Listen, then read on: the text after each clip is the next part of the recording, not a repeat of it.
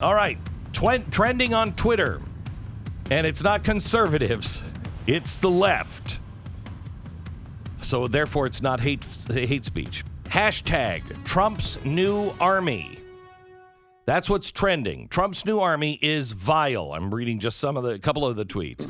And we know who they are. They are our teachers. They are our neighbors. They are our police officers. They are everywhere. Expose the treason. What? Wow. Remember, treason is a very specific thing. I don't think we've ever accused anyone of treason. I said it approaches treason. It's seditious. It's sedition. But treason is really, really hard to prove because you need, I think, 2 witnesses, don't you, in the Constitution? Yes. Mm-hmm. And it requires the death penalty. Of course, the left wouldn't know that. Don Winslow, new video, hashtag Trump's new army. On January 20th, Donald Trump will no longer be the commander-in-chief. He will lose control of the U.S. Armed Forces, but take control of a new army. It shows a bunch of, quite honestly, old people, like maybe 2 young people in there, but generally old people and women, and that's his army. It's going to be a very tired army. And we're going to, in war, you know, you always run low of things that you're using. Fiber is going to be very hard to get hold of. And the picture is the greatest threat comes from within. So we have this, and I just want to paint a picture of what we're headed for. I urge you to get together with your church tomorrow and pray. Pray tonight and tomorrow like you've never prayed before for the Republic. And you'll understand why. Representative Steve Cohen, a Democrat from Tennessee, during an interview Monday morning, he said, "This morning I was reading this on my Twitter account, I guess." So he's got the news. And people were reminding people of Anwar Sadat and Indira Gandhi, who were killed by their own people. He referenced the political leaders that have been assassinated by those who were tasked with defending them. You know, I was thinking, was he? Really, Steve? Were you? I was thinking, the National Guard is 90-some-odd% male. Only about 20% of white males voted for Biden. So you have to figure that in the Guard, which is predominantly more conservative that I see on my social media, and we know it, there's probably not more than 25% of the people that are there protecting us who voted for Biden. The other 75% are in a class that would be the large class of folks that might want to do something. And there were military people and police who took oaths to defend the Constitution and protect and defend who didn't do it, who were in the insurrection. So it does concern me. First of all, that is the worst thing you could say about our military. Our military does not take an oath to protect the president of the United States. That's Donald Trump. That is Joe Biden. They protect the office of the United States, therefore the person who resides in the office or getting the office. They take an oath to protect the Constitution of the United States. This is one of the only militaries in the history of the world that has taken an oath to the idea of the Constitution. And you're now tearing that apart? When he was pushed on this, are you saying really that the National Guard? Do you have any evidence at all? Well, no, fact, absolutely not. That's a quote. Absolutely not. It's crazy that you would even ask that I would have evidence. Absolutely not. But you draw a circle. The first circle is the people who were for Trump and not for Biden. As far as people who would be within the zone of folks you could be suspect of. The suspect group is large. So now you're a suspect if you didn't vote for Biden. This is very uniting. One of the reasons why I bring this up is because their own people did kill those leaders. Their own people did kill those leaders. And I urge you to pray that God will thwart anything. Today, tomorrow, the future, anything. Any plot like that by anyone. It will destroy the republic. Now, New York Times reporter has tweeted, former intelligence official on PBS NewsHour tonight saying that the U.S. should think about a 9/11 commission for domestic extremism and consider applying some of the lessons from the fight against Al-Qaeda here at home. So now we're Al-Qaeda members.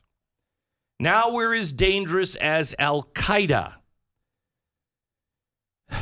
When we were debating the Patriot Act, I unfortunately was too late on this bandwagon to see the truth. About a year after, I was like, oh, wait a minute. Boy, that was a mistake. Shouldn't have done that.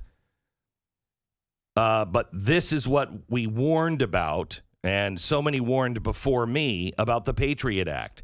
You can just define terrorist any way you want, and that can be turned as a weapon against the American people. It's extraordinarily dangerous. But good news is not anybody of any real, power or any real name is behind this. Oh, no, wait a minute. Can you play the Hillary Clinton clip, please? Do you think we need a 9/11 type commission to investigate and report everything that they can pull together and explain what happened? I do. Let me, again, to your point of who is he beholden to, as I've said over and over, as I said to him in that picture voice. with my blue Yeah, do suit, this. as I was leaving, what I was saying to him as I was pointing rudely at him, with you, Mr. President, all roads lead to Putin. I don't know what Putin has on him politically, financially, So or weird. personally. Gosh. But what happened last week was a gift to Putin because Putin right. wants to Okay, undermine stop. I democracy. can't take it anymore. They're still Jeez. going after this.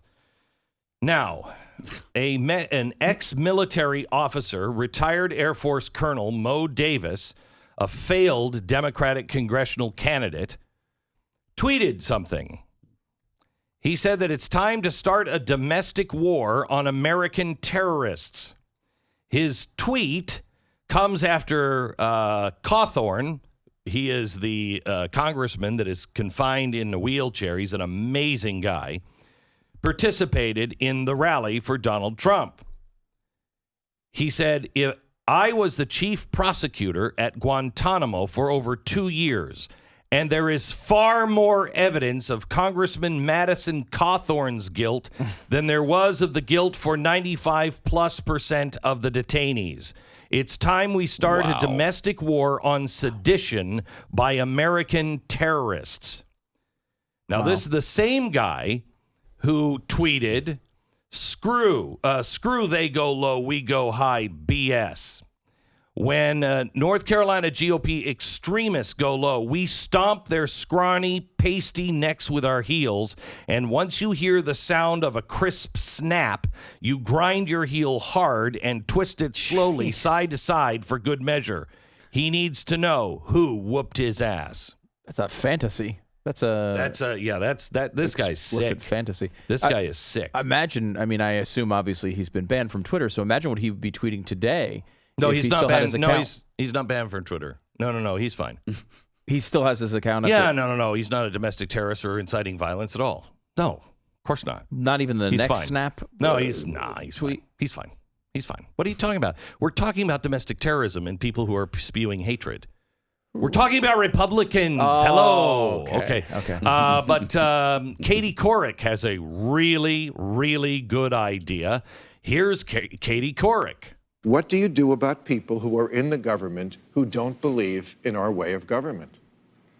Like It is Marxists? so shocking. Not only are they not conceding, Bill, but they're thoughts that there might have been some collusion among members of Congress. Some are refusing to go through magnometers or whatever you call them to check for weapons. They're not wearing masks during the siege. I mean, it's really bizarre, isn't it, when you think about how AWOL so many of these members of Congress have gotten. But I also think some of them are believing the garbage that they are being fed 24/7 on the internet by their constituents, and they bought into this big lie. And the question is, how are we going to really almost deprogram these people who have signed up for the cult of Trump? Okay, so now we have to be deprogrammed. We've heard this over and over and over and over again for months. By the way, you can be upset tomorrow, but tomorrow at, I think it's noon, we unite. We all come together. Oh, really? And we're going to be great. We're going to all be Great. Yeah, we're going to be great. We're going to be great. There is another story today from the Washington Post that says while holding Trump to account is necessary, it is also insufficient. There's a whole infrastructure of incitement that will remain intact even after Trump leaves office. Just as we do with foreign terrorist groups, so with domestic terrorists. We need to shut down the influencers who radicalize people and set them on a path towards violent and sedition. Terrorist influencers? Yes. Some argue that trying to silence the voices of insurrection is a hopeless task, that hate will always find a way to get through. I think that's about love.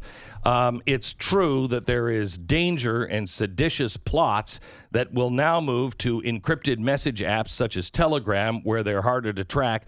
But research firm Signal Labs found that online misinformation about election fraud fell 73% after Trump and his key allies were suspended from social media.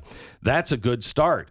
Anyone who cherishes our democracy should be grateful to the management of Facebook, Twitter, and other social media sites for their newfound sense of social responsibility. We should expect at least the same level of responsibility from the broadcast media. To its credit, Fox News acknowledged that Joe Biden won, but reports from Media Matters, quote, in the 2 weeks after the Fox News called the election for Biden, Fox News cast doubt on the results of the election at least 774 times. What losers. Fox Business host Lou Dobbs said Trump's opponents and the government were guilty of treason, blah, blah, blah, blah, blah. 678 times. 679 times. 680 times. Oh, can you imagine these people in their lives? But while we should expect better behavior from media executives, we shouldn't count on it.